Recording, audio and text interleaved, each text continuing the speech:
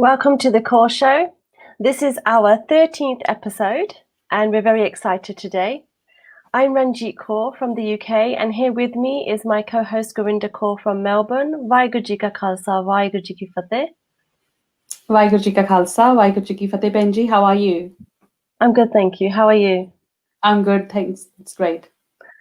So today's topic is human rights and women in politics.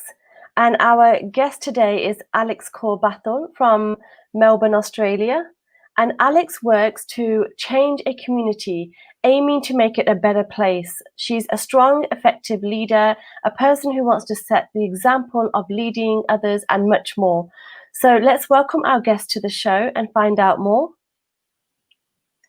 If we can introduce her. Yeah, great. Welcome, Alex. Welcome to the show. Alex, you will just need to unmute yourself. So I believe the audience who is watching us from Melbourne in particular and Australia in general would not need any introduction for Alex. She's a much known face in Australia, and the kind of work she has done, whether it's been in the field of politics or whether it's in the field of human rights, and now and also in the field of social work. So she has done an amazing job, and she's a role model for a lot of women, even especially for myself. So I welcome to the show, Alex, and it's such a great honor for us to have you on this platform. Thank you, Gurinder Ji. Thank you, Ranjeet. It's great to be You're here welcome. with both. Thanks, Alex. So, Alex, just to begin the show, if you could just tell our audience a little bit about yourself and your background in politics and the kind of work you have been doing. So, if you could tell a little bit about that. Sure. Well, I think as Gurinder said and Ranjeet said, I'm based in Melbourne, in Naarm, to use the Wurrung word for the city. I have basically lived in Melbourne my entire life, bar a couple of years outside of Australia. I am a social worker, as Gurinder said, and I feel that my life in politics and my interest in politics started when I was very young. So when I was in my first years of primary school, there was a lot of political change in Australia. We had, since Federation in Australia, we had what was called the White Australia policy. That was actually incredibly, maybe not incredibly actually, the first act of the Australian Parliament after Federation in 1901 was to proclaim the White Australia policy. And so my father, who's a Punjabi Sikh, he arrived in first of all in Adelaide, and then he moved to Melbourne later, but he arrived in 1952 in Adelaide. There were other Sikh students studying medicine with him at Adelaide University, but there were very few Indians and very few Sikhs in Australia at that time because we weren't allowed to be here, basically. So I believe what happened with these Sikhs was that the parents who had fought with the British in the First World War and Second World War were then able to get around the provisions of White Australia, and they sent their daughters and sons to study, often medicine, at Adelaide. Not many of them came to Australia, but it was a significant minority of medical students at Adelaide University at that time. They were Malaysian Sikhs, so they'd fought for the British, then they'd moved on to the police force in British Malaya, and so they were migrants, twice migrants, if you like, the people of my dad's generation. So when I was growing up in Australia, I had a white mother. So my mother was from a family in Geelong. She had a Protestant background. And she and my father got married. They had to get special permission to get married in 1960. And I guess I grew up sort of understanding that there was something not quite right about our family, especially in terms of the way the Australian government saw us and lots of people in Australia at that time. And so I had a lot of interest when it was, first of all, a Liberal Party started removing provisions of White Australia, and then Gough Whitlam was elected when I was 8 years old in 1972. And that really sort of cemented my interest, a sort of obsession really with politics. I could see the sort of massive changes that could be created in, you know, people's lives, like my family's life, just through politics and through sort of legislation. And so that's where my interest developed. Coming from a migrant background, I have always been interested in helping migrant families and in the rights of migration.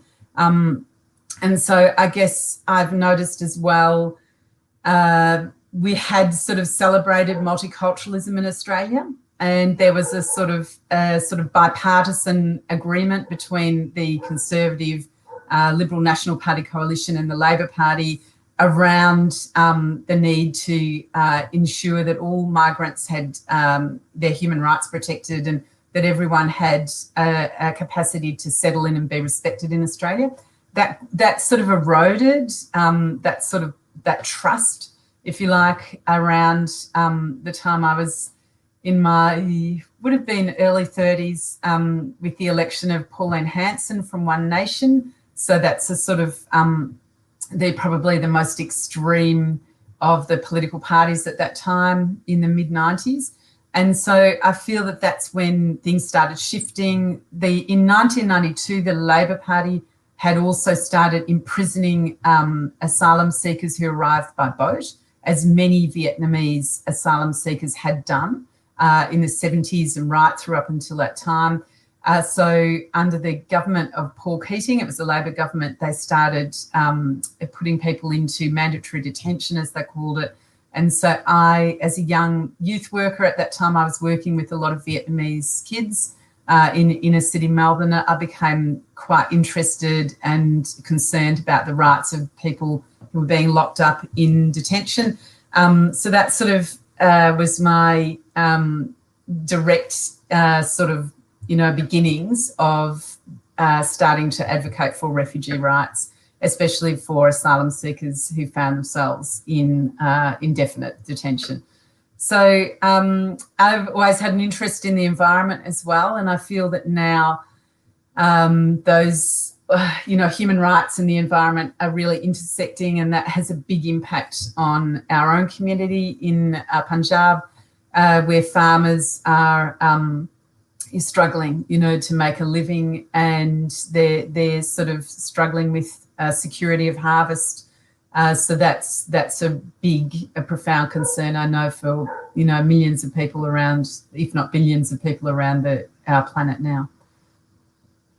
Thank you so much for that. No problem, Ranjeet.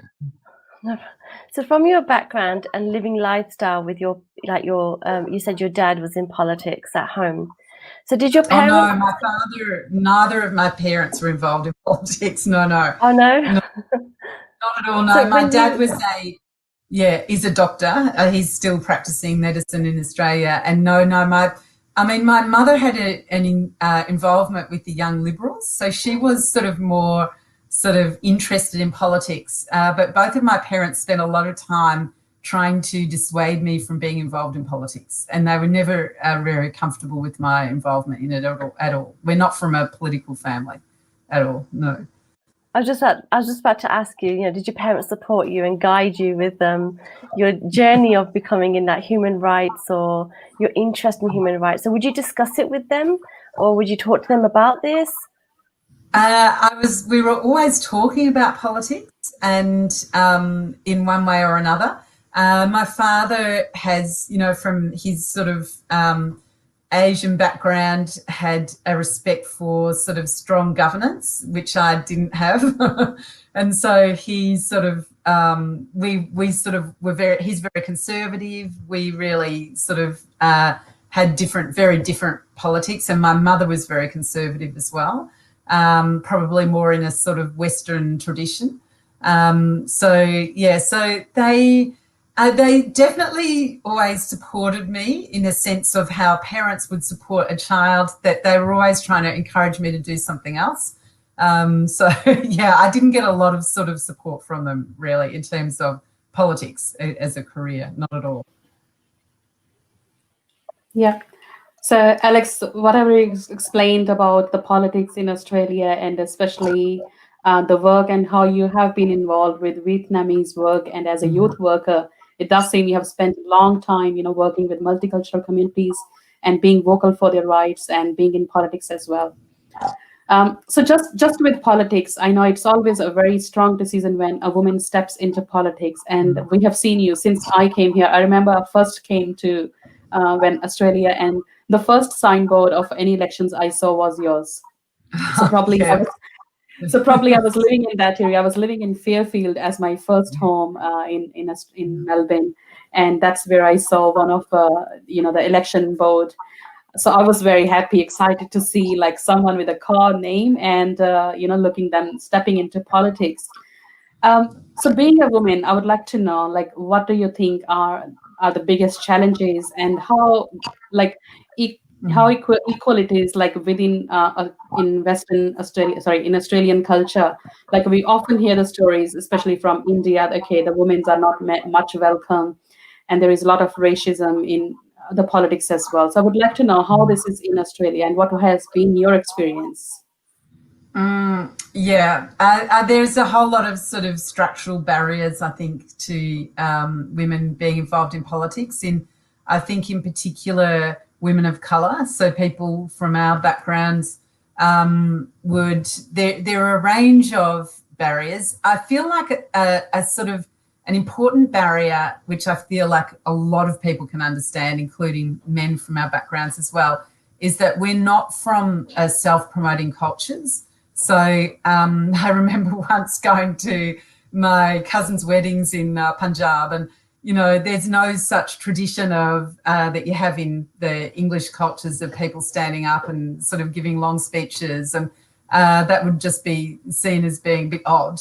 And so we don't have that kind of culture. We come from a communal sort of culture where people's collective rights are respected, and people, know to respect elders and wisdom and sort of collective wisdom. So I feel that we struggle for that reason of sort of holding ourselves back and feeling anxious often about public speaking. So I think that sort of affects a lot of South Asian women in particular. It's a shame because I think a lot of South Asian women are extremely articulate, and also because we have, because of British colonialism, we share sort of a political culture. And so, and we really think India has been a great example of the strength of sort of Westminster-style democracy, and the huge proliferation of NGOs and political activism generally in India is encouraging. So that's one barrier. I feel like another barrier for women of any, sort of creed or ethnic background is just the barrier of the expectations of our families and of particularly our families, but a broader society as well, that we should be sort of acquiescing to men and to look, having children and raising a family and not being involved as heavily in political life. So that, I think, is another barrier. And I also think that there's a lot of racism and I would say that's sort of built into Australian society. I feel that if we reflect sort of honestly, a lot of us will understand that maybe we've experienced interpersonal racism of some kind, and sort of we're never quite sure, and we don't know because there's not a big sort of public discussion about this in Australia as there might be in the UK or Canada, or even in New Zealand, thanks to Māori academics and Māori thinkers, and the strength of Māori, the treaty in New Zealand, Aotearoa, I feel has sort of created more of a sort of level playing field, if you like. And there's a lot of work by Aboriginal thinkers about the impacts of race on people's lives. But because of racism, ironically, in Australia, that work gets neglected and ignored. And we tend to sort of think about overseas thinkers when we think about race. And so I think that's another key barrier that faces people I don't want to discourage people from getting involved in politics, but I feel that these are some of the barriers that do impact on people. Thank you. I just want to say to anyone that's joined in this conversation today, if anyone wants to ask Alex questions regarding her career, inspiration, or anything, then please leave a comment. And then let's all be involved today with today's talk show as well. So please leave comments if you want to ask any questions. Alex, are women represented equally in politics? You're on mute. Yeah, sure. I have my microphone also. No, I mean, that's very clear. I think that a few years ago, the Trudeau government was re-elected in Canada, and there was a picture at the front of the Canadian Parliament House it was a hugely diverse crowd. It included, I think, 2 Sikhs in turbans and a number of Indian women. It included Native American Indian ministers in the cabinet, 2 women. I'm sorry, I can't remember their tribal affiliations or their nation backgrounds. And there was a large diversity. I think the cabinet included a majority of women. And in the same week, Malcolm Turnbull defeated Tony Abbott for the leadership of the Liberal Party. And then, of course, there was the obligatory photo at the front of Canberra Parliament House with the new cabinet, and they were all wearing navy blue suits, and they all had either grey hair or sort of mousy brown hair. And needless to say, they were all white Australians. And I think there were 2 women. And so, and the sizes of the cabinet were roughly similar. So it was a striking difference between those 2 sort of groups of national leaders in the 2 different nations.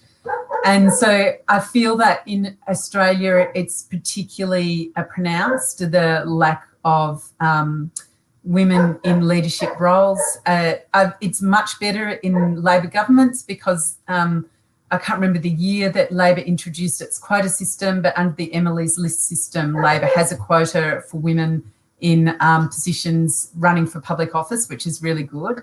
But neither the Greens nor the Conservative parties in Australian politics have those. However, the Liberal Party was the first party, I believe, in the world that had internal quotas for women in administrative roles. So was it Dame Margaret Guilfoyle? I think it was in the late 40s, and she introduced or she got those quotas adopted within the internal operations of the Liberal Party. So, Australia has had some groundbreaking sort of developments like that, but unfortunately they're not playing out in actual running the country when it comes to running the country in the 21st century in 2020. Wow, that's really surprising to see, like how there is different like kind of criteria and different political parties. We thought Australia was really an open country, and probably there is more equality-based leadership of women in Australia. So what do you see as the challenges that women actually face to come on those leadership roles? Is that women are not willing, or they're not getting much welcome from the male-dominant society? What's the reasons? I think that it's a combination of the 2. So as I was saying before, I think that women, we hold ourselves back because we're not, we don't have the confidence.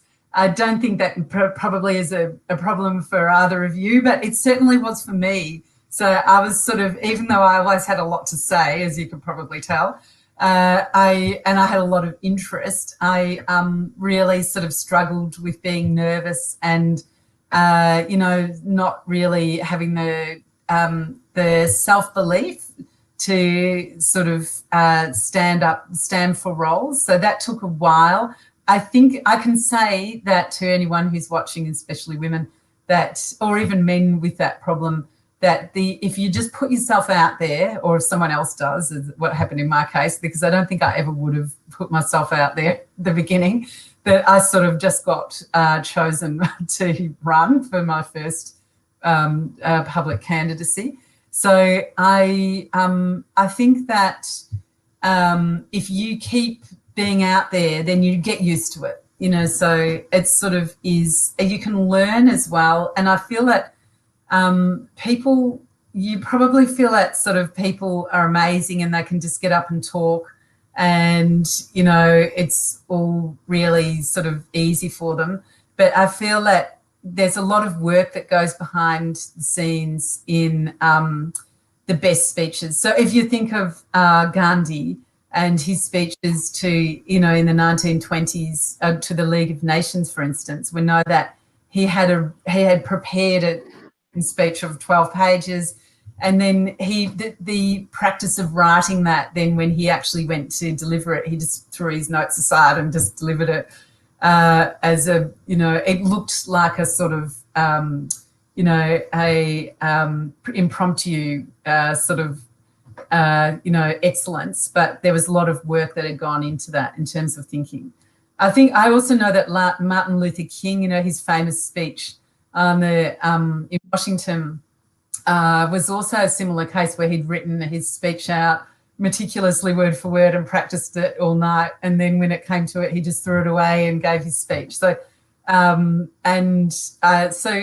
I sort of encourage anyone not to, you know, don't feel that you can't do it, because you probably can, especially if you've got the interest in caring for your community and standing up for others' rights. Then you know, where Guru will carry you through. I feel like in your other question, Gurinder, about the internal, there's a lot of sexism, and I sort of feel it internally in when you're running for pre-selection. You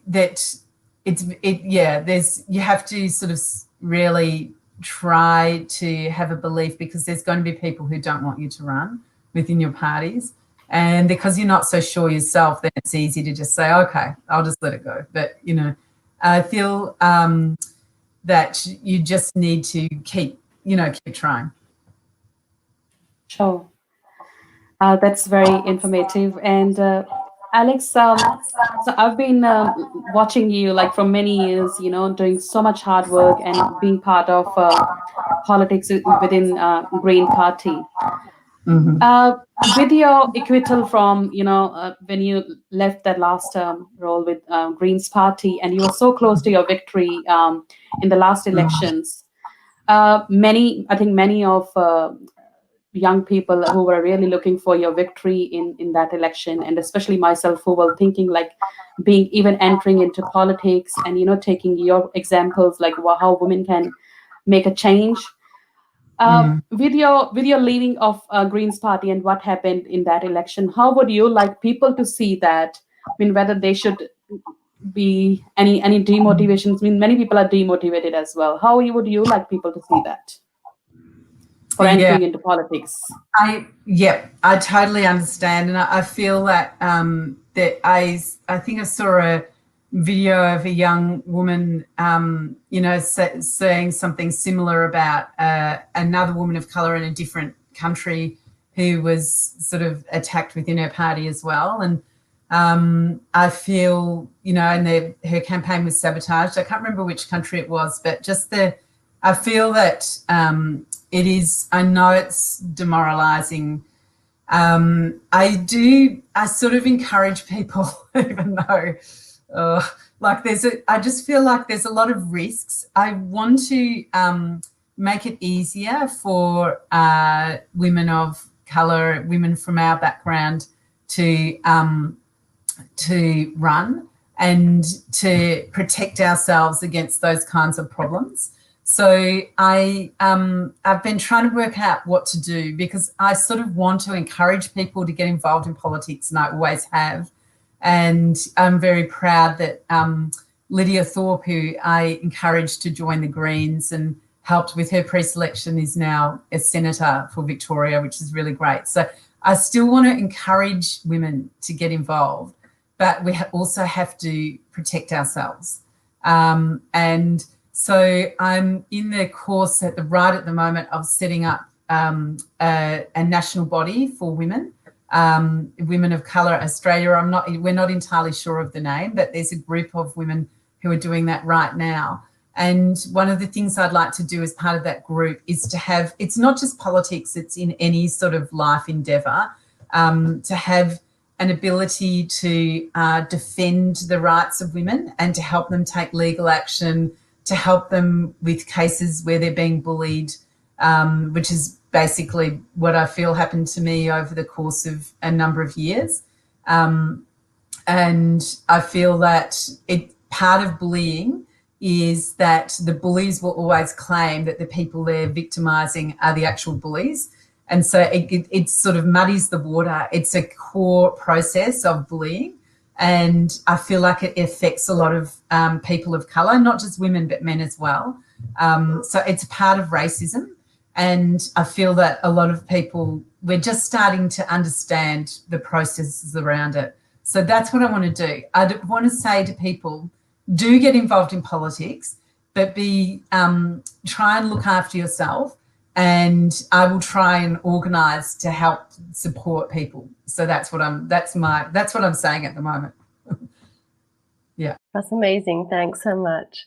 I like that you want to support others that want to come forward and be in politics as well. It's really important. So you say when Sorry. Yeah, no, it is. It's very important to have someone to go to. I think that's really, really good. You say, like, you know, when you're speaking in public that you can get nervous quite easily, and that's why Gandhi and others would be prepared. So what do you feel for yourself has been like the key success when communicating in public? Like, what's your method been to do this? Okay, so my method is probably tending to the Gandhi side and also because I write, you know, so I feel very lucky that I think that even though I'm not I don't have the talent of sort of being able to just get up and speak, you know, I do have the talent of being able to write everything down and then, you know, if it's a talent, and then, but it's hard work probably rather than a talent actually, and then be able to just then, I feel like once you write stuff down, then you can stand up. It's about preparation. So my advice to people is to prepare. So don't just turn up and sort of then get overwhelmed. There's some people who can just turn up and they're so confident that they'll just be able to speak off the cuff. I feel like that's relatively rare, as I said, especially in our culture. So I feel like it's important to try and prepare, be really organised, work out what you want to say, and don't try and say too many things. So I think, Ranjeet, you're asking about the sort of principles of communication, and I feel like if you just decide on what the most important thing that people need to hear from you is, considering who the people are who you're talking to, then that will be the most effective thing. I think that people, you know, just at the moment when we're all online, you know, we all get bombarded and there's so much information coming at us. And I feel like we can only, I mean, I know I can only ever take away one thing, and it's often an impression as well. So I feel like that sort of is, and I feel like if you're nervous and you're really nervous and you're just, you know, it's all terrible, I think it's important just to keep going.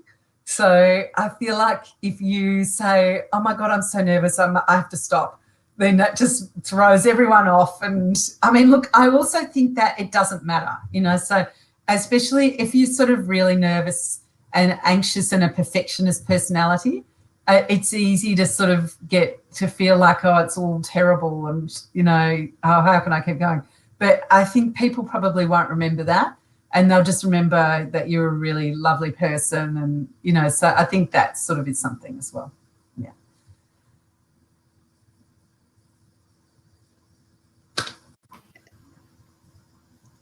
That's really great, Alex, and I think that's going to be really handy and good points of learning for the public, especially who want to enter into politics or any other field.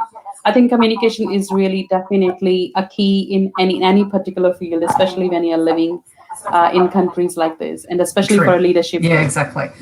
It's a departure from our tradition where, you know, in any Sangha, there's going to be people who can stand up, men and women. Fortunately, in our religion, it's women as well, who will, you know, stand up and just be able to say stuff about what's happening. But then for one of those people, there's another 100 who would just never dream of doing that, especially in where it's not required. So I feel it does take us an extra effort. Yeah. Definitely. I wanted to ask more questions on politics, but I'm just cautious of the time, so I'm just going to move on to human rights now. And Alex, as you introduce yourself, and you have done a lot of work even with Vietnamese refugees, and was very vocal on environment as well. So please tell us some of those projects, and why did you actually pick up the area of your human rights? Why that was something you felt that I need to work in this area?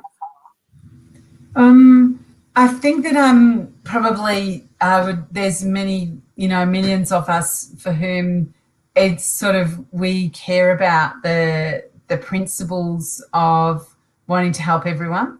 So in our religion, especially, you know, we believe in equality for all. So I think that the principle is key. But it's also about the practicality of it. So it's what we can do. You know, it's fine to say, oh, everyone has the right to, you know, run for parliament and, you know, no one's allowed to be sort of discriminated against. But then it's the practical reality of people's lives. So, for instance, just to take examples from our own community, the pressure that's put on families from migration policies that prevent, you know, the parents of young families from coming over easily and require us to pay exorbitant family reunion fees. The fact that family reunion in Australia now has a ridiculous waiting list of 20 plus years. All of those things just mean that the right to live happily with your family in a place of your choice is actually outside the means of a whole lot of people in Australia now. And so while the government is pretending one thing, you know, and saying everyone's equal and everyone has equal rights, they're actually, on the other hand, passing all this legislation and laws, and I know it's happening across the Anglosphere, the UK, you know, obviously in the United States, Canada as well, and Aotearoa, New Zealand to a lesser extent, where, you know, there's government policies are preventing the exercise of people, the realisation of people's human rights. So I feel that is that if we are going to be activists for human rights, then we have to be practical. And so we have to help people when we see them in need. And that's always been a guiding principle. I'm sure it's shared by many people who are watching or listening tonight. In terms of environment, I've been, you know, talking about the farmers in Punjab with the failing harvests, but I really feel now we've got an urgent need to act on climate change. I think that it's sort of beholden on every Sikh to do what she or he can to force governments, because in the end it's the governments in the world who are responsible. You know, like we're sort of all distracted by trying to ride bicycles everywhere and recycle our plastic and what have you. And actually that's just, you know, it's meaningless activity when there's this sort of constant production of plastics for the other environmental crisis of our age, and when we have completely overwhelming carbon emissions being emitted every day into the Earth's atmosphere. So I feel that what we can do for human rights is to put pressure on governments. Like, that's the key thing, and to try and work out how you can do that within your own communities. That's very important. Yes, do, you know, undertake your environmental protection projects. That's really important as well. and, you know, look after the farmers and their livelihood. But it's very important to put pressure on to the decision makers. They are brilliant points mentioned. Thank you so much. I wanted to ask, how can we all play a part in improving human rights? Like, what's your suggestions? I think that we, as our religion has at its core, is to, it's practical, you know, so we have the obligation to feed and welcome people. And so I feel that that is the key to human rights, is the practical caring for people as you would want your own family to be cared for. Not leaving people begging in the streets and walking past them, but actually doing something in an organised way. I feel like our religion is the perfect example of how we can do that. And, you know, in Australia, I feel like there's a lot of fans for Sikhs now, because in the bushfires, and also when basically we've got these high-rise towers in Melbourne, Ranjeet, and the state government of Victoria, which is the government that governs the area of Melbourne, the capital city, locked a whole lot of people down in the high-rise flats because the virus was getting a bit out of control in that area. And that's because people in the flats often rely on casual work, and they have like 3 or 4 different jobs.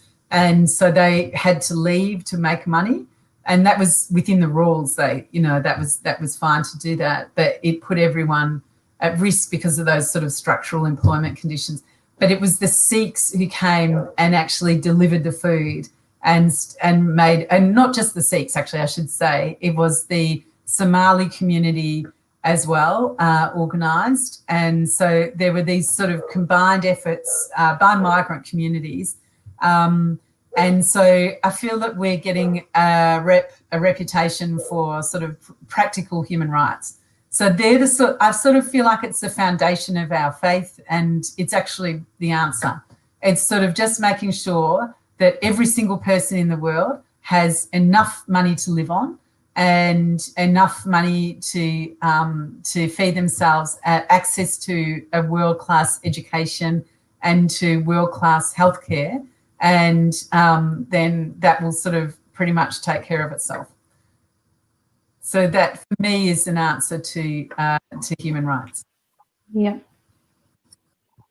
Thanks, Alex. And that's absolutely right, that we come from a community, we come from a faith which believes in the well-being of all. Sarbat Bala. And I think that's one of the greatest value that we can actually lead on to play an important part in human rights as well. So just moving on from the same perspective, we all know that the whole humanity at this time of crisis, we're living in this coronavirus pandemic, and this is something we are all in together. And we know of the hardships and a lot of challenges that we are going through, even in Australia, as in other countries as well. And considering that you are the president of Australian Association of Social Workers, I believe social workers have a great role to play at this time. So if you could tell us about something or some projects that please tell us about this association as well, briefly if you can, and also something at this time of coronavirus, what's the impact that's especially to the migrant communities, in particular about the Punjabi community, and what role is this association playing at the moment? Okay, thanks, Gurinder. Yeah, well, I am a social worker, so I think it's a very good profession for Sikhs. So I think that probably most people watching will understand what we do as a profession. But at the heart of our profession is to pursue human rights and also social justice for everyone. So we help people address the barriers to achieving what they want in life and to addressing social problems. So that's the social in our occupation or our profession's name. And I'm the Victorian president of the Victorian Branch president of the Australian Association of Social Workers, which is the professional body for social workers in Australia. Social workers have been working extremely hard through the pandemic. So a lot of us are employed by government agencies, but also non-government bodies. And we've been doing everything we can to organise communities and help people to make sure that they've got access to health information, and also, the necessities to make sure that they're safe during the pandemic, especially in the lockdown in Melbourne. I feel though, if I'm going to be controversial, I would say that a lot of social workers come from migrant backgrounds, as you'd expect in a country like Australia, where there's a high proportion of people from non-English speaking backgrounds who've migrated to Australia in the last, especially in the last 40 years.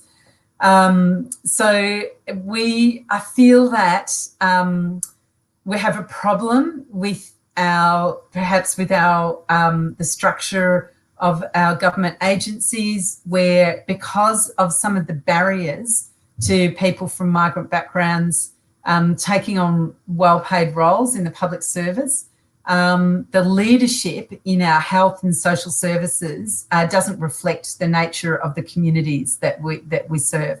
So we've got this problem now where the migrant communities have expertise and knowledge about what our people need, and yet we don't have access to the decision making. So that has led to a lot of our communities being at risk. We have services as well which don't necessarily match what we need. So we don't have enough people from our backgrounds working in counselling services and for instance, services that help women in domestic violence situations. So there are some sort of structural barriers as well to people getting the help that they need. So that's been a challenge, I think, for social work. And I'm not entirely sure of the solutions. I feel that I'm a social work lecturer, actually, in my job, in one of my jobs. And at a university, I feel that at La Trobe University in Melbourne, actually, I feel that we can, our students' bodies are very diverse, but that diversity needs to be represented in academia as well. So, and we've got a way to go before that happens. It's getting there, but probably too slowly. Thank you so much, Alex. Another question: how can we encourage more minority groups to come forward to be involved in human rights? Like, what suggestions do you have? I feel that our communities are already involved in human rights, that it's not recognised. So I feel that we are already doing a lot of things that are then not, as I just said before, they're not sort of carried through to the national level. They're not recognised by government. And we've just seen the catastrophic sort of effects of that in Melbourne, where a whole lot of people, as I said, got locked down in the towers, whereas they'd been trying since the beginning of the year to talk to the government and to say, can you help us? We need this, we need this, we need the flats cleaned. We need really practical things like we need hand sanitizer at the lifts. Can you fix the lifts, please, because they're broken? And, people are crowding into one lift instead of the two, having the ability to be in two lifts. So all of those things were being raised by migrant communities. And yet there was a barrier where they weren't being heard. And there was an example, she's not Sikh, not many Sikhs live in these high-rise flats for sort of structural reasons as well. But because, we've come over with independent means sometimes, or often. So, but we haven't been fleeing as refugees, so that's another reason. But I feel that also our communities have tried to organise around rights to sort of ensure that, for instance, people in casual employment, which a lot of the young people in the Sikh community are in casual roles, as security guards, as drivers, you know, in some factories and supermarkets. These sort of roles are often not paid properly, and there's things like split shifts. All of these things, the Sikh community, alongside a whole lot of other migrant communities, has been trying to bring solutions for, and yet they haven't been acted on. So I feel that people are engaged, it's just that we're not being listened to. So it's that sort of barrier that I'm most interested in trying to address. And what are the answers to that? Well, one of them is getting people involved in electoral politics, but then that has its risks as well, as I know. So, you know, maybe we obviously have to keep trying, and we have to keep organising. So organising ways to get involved and ways to have our voices heard. And I feel that the Australian Sikh community is really good at doing that. There's a lot of talent in our community, and people are very energetic, as Sikhs always are. So I feel that we've got those things going on, you know, in our favour. That's very right, Alex. I think from the time even I have come nearly 13, 14 years now, and I've seen a huge growth of Sikh community, and especially in the recent years, we have seen so much contribution, and even the community is getting very active in politics as well. I'm not sure whether they're ready yet or not to take on the big roles. But yes, I definitely see more awareness and more stepping into politics. Let's see, we hope for the achievements in the future as well, and someone really getting an entry into the parliament. Let's see how long we have to wait. But definitely, the good part is community is now known. People know that there is a Sikh community living, especially in Victoria, and the kind of fabulous work they have been doing around all this social work as well. Yeah.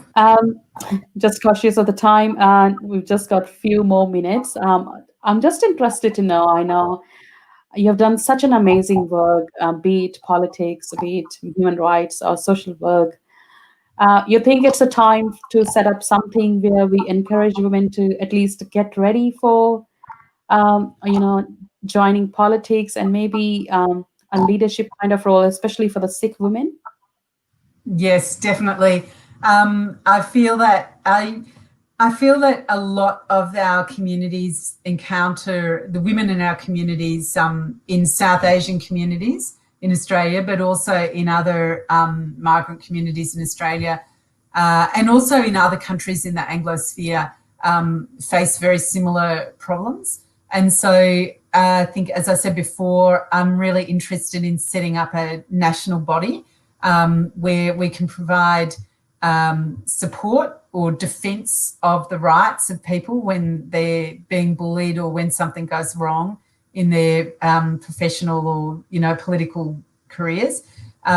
Also support for women and leadership training, definitely. So I would love to run sort of politics school, and sort of talk with people about their ideas as well, about what they're doing in their communities, help people learn the skills of communicating in mass public situations, public speaking, and also sort of following your example, Gurinder and Ranjeet, of, you know, working in telecommunications and in the media. So I think that's really important as well. It's so good to be on this show and to, you know, experience this. It's great. No, we're happy to have you on the show. Thank you so much. No, it's really, really good. I do have more questions, but I will ask one more as well. So when you're passionate about a cause, what method have you used to make the biggest impact? Like, what noise do you make? I think I've been at my most successful in life in encouraging others and in sort of helping and sort of, if not teaching is probably the wrong word, but just showing ropes, to use the vernacular. Sort of helping people work out what their systems are and how to sort of sort them so that they can succeed. So definitely that's where I've been the most effective in my life. So I think that I feel that we, as a community, we know how to organise. So there's sort of, even the experience of being young and sort of working on the Langa and sort of, being volunteers in the Gurdwaras is sort of basically organising politically is about understanding how to get people to do things en masse. And I feel like Sikhs are very well placed to do that because of our experiences. So including with the Langa. So I feel that that really is that we know how to do that, and that's the key to, if you've got something that you want to fix, you need to find, you can't usually do it on your own. Sometimes you can in exceptional circumstances, but you're always going to have to be able to work with other people and convince them of the need to do something if they're not already convinced, and then together work out what these solutions are and how you're going to move forward. So I feel like that's a key to achieving the change that you need. I feel also understanding the problem, so sort of approaching it in a way that understands all the contexts so that you're not missing out some crucial ingredient that makes everything go wrong at the end. That's great. Thank you so much, Alex. Thanks. Alex, we would like to thank you today for your sharing your knowledge and the empowerment as a key individual in Melbourne community. I think it's absolutely amazing with your knowledge. I'm stunned. Like, I have so many questions to ask you. Where would you start? How would you do this? But if there is anyone who is interested in politics, or you want to know more about human rights, then please get in contact with Alex, who will perhaps guide or support you in your journey. Alex, where can people find you if they want to contact you? Oh, good question, Ranjeet. Probably the best place to find me is on Facebook. I am at alex.bhathal, so BHATHAL.Australia. So that's my page. You're most welcome to join me there. And, I'd love to hear from you. That's the best way to contact me by far. I'm also on Twitter at Alex Bhathal, same spelling. And so they're the two places where you can find me. I'm not on Instagram very much, and definitely Facebook's probably the easiest place to find me. Excellent. Thank you so much. Are there any last speeches or comments, Gurinder Benji? No, I think I just wanted to say thanks to Alex. I think it's been really a pleasure to have you on this platform. Sorry for the technical little bit echo I think we could hear today. That's always a struggle sometime. Even we are living in this such a technical expert world, but still we get into little tiny problems. But no, thank you so much, Alex. I'm really inspired by the great work that you have done, and I always consider you as a role model. And I hope in future we can set up something as we talk about the women in politics, something about a leadership roles, and we can have you as a mentor in the future as well. So thank you so much. Any last words you would like to say before we finish today?